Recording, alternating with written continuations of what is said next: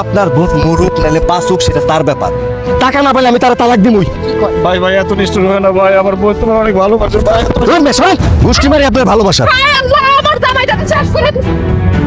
কি হইছে, ব্যথা পাইছো? ও ব্যথা তো পাইছি। তোর এত বড় সাহস, তুই আমার স্বামীরে গাড় ধাক্কা দিছস? এই শয়তানকে থাপড়ায় দাঁতনি সব ফালায় দাও, যাও। না না, ওর গায়ে অনেক শক্তি, ওর থাপ্পড় দিতে গেলে আবার ঘুষি মেরে আমার দাঁত ফলাই দিব। ওরে বাবা রে বাবা, আমি অনেক ভয় পাই। এই চুপ করো, সে তোমার কিছুই করতে পারবো না। সে তোমার ছোট বোনের জামাই হয়ে তোমারে ধাক্কায় ফেলায় দিছে। ওরে কষায় দুইটা থাপ্পড় দিয়ে উচিত শিক্ষা দাও, যাও। আসেন আমার থাপ্পড় মারতে, হাত ভাঙ্গা কোন দিক দিয়ে ঢুকাই দিমু টেরও পাইবেন না। কি, তুই আমার জামাইয়ের হাত ভাঙবি?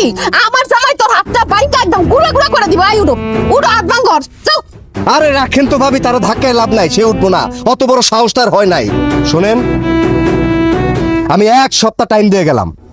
এই 1 সপ্তাহের মধ্যে আমার 1 লাখ টাকা যদি না দিতে পারেন, আপনার বোনের আমি ডিভোর্স লেটার পাঠাবো, তারপর অন্য জায়গায় বিয়ে করবো। আমি কথাটা মনে রেখে। আর সাহস থাকলে দিয়া দেখ, দেখ আমি কি ছেড়ে দিবনি তোরে।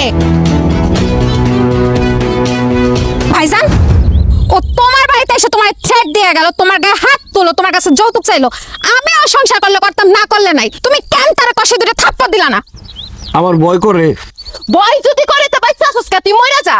যারা তো ভয় পায়, বাচ্চা থাকার কোনো অধিকার নাই, মর তুই।